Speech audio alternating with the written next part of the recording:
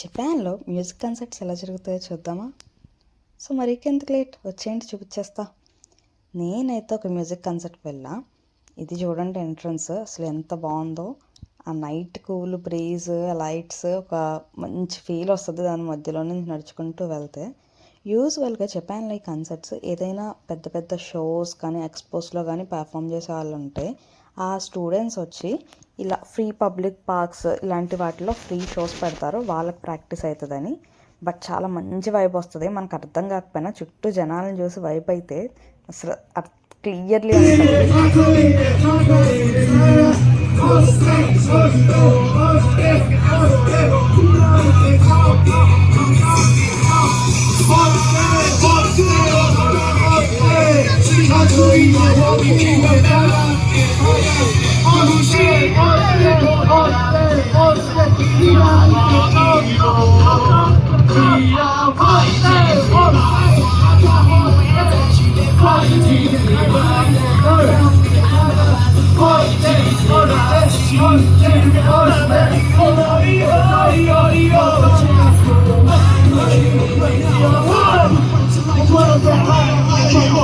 వాళ్ళు పాడే మ్యూజిక్ మనకు అర్థం కాకపోయినా అసలు చుట్టూ జనాలు చూడండి ఎంత వైప్ అవుతారో. వీళ్ళు Monday to Friday full work మోడ్లో ఉంటారు.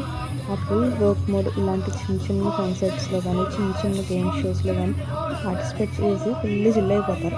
ఈవెన్ వాళ్ళు వచ్చేటప్పుడే డిసైడ్ చేస్తారంట ఇవాళ మొత్తం వర్క్ స్ట్రెస్ అంతా పోగొట్టుకోవాలని. చిన్న చిన్న పిల్లలు డ్యాన్స్ చేస్తూ ఉంటారు. యాక్చువల్లీ ఇంత క్యూట్గా చేస్తారంటే జస్ట్ 2 years 3 years వాళ్ళ పిల్లలు. సో చిన్న చిన్నగా నడిచే పిల్లలు చిన్న చిన్న స్టెప్స్ వేస్తూ ఉంటారు. భలే ఉంటుంది చూద్దాం.